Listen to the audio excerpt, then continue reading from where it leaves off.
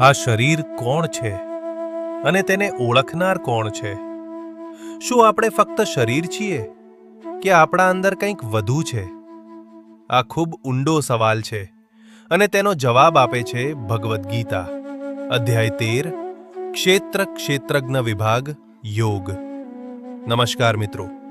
આ અધ્યાયમાં શ્રી કૃષ્ણ શરીર અને આત્મા વચ્ચેનો તફાવત ખૂબ સરળ રીતે સમજાવે છે. જો તમે કૃષ્ણના ભક્ત છો તો વિડિયો શરૂ કરતા પહેલા ચેનલને સબસ્ક્રાઇબ કરો.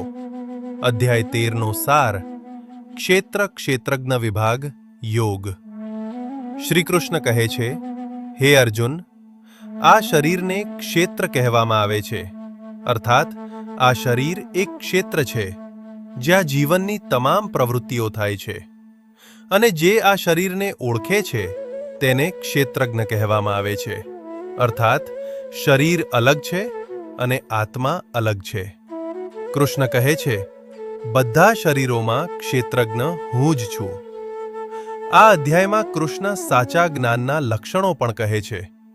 અહંકારનો અભાવ, નમ્રતા, અહિંસા, ક્ષમા, સરળતા, આત્મનિયંત્રણ, ગુરુની સેવા, વૈરાગ્ય. આ ગુણો ધરાવનાર સાચું જ્ઞાન પામે છે. પછી કૃષ્ણ સમજાવે છે પ્રકૃતિ અને પુરુષ. પ્રકૃતિ એટલે શરીર અને જગત, પુરુષ એટલે આત્મા. પ્રકૃતિ કર્મ કરે છે પણ આત્મા ફક્ત સાક્ષી છે. જે મનુષ્ય આ સત્ય સમજે છે તે જન્મ અને મરણના બંધનથી મુક્ત થાય છે.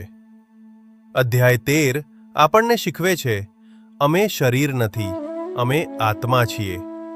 શરીર બદલાય છે પણ આત્મા અવિનાશી છે. જ્યારે મનુષ્ય પોતાનું સાચું સ્વરૂપ ઓળખે છે ત્યારે તેને સાચી મુક્તિ મળે છે. મિત્રો, આ દુનિયામાં મોટા ભાગના લોકો શરીરને જ હું માને છે, પણ કૃષ્ણ કહે છે, તું શરીર નથી, તું આત્મા છે. આ સત્ય સમજાઈ જાય તો જીવન બદલાઈ જાય. આ હતો ભગવદ્ ગીતા અધ્યાય 13, ક્ષેત્રજ્ઞ વિભાગ યોગનો સાર. જો આ આધ્યાત્મિક જ્ઞાન તમને ગમ્યું હોય તો લાઈક કરો, શેર કરો અને રોજ ગીતા જ્ઞાન માટે ચેનલ સબસ્ક્રાઇબ કરો. જય શ્રી કૃષ્ણ. આગળના અધ્યાયમાં 3 ગુણોનું રહસ્ય ખુલશે.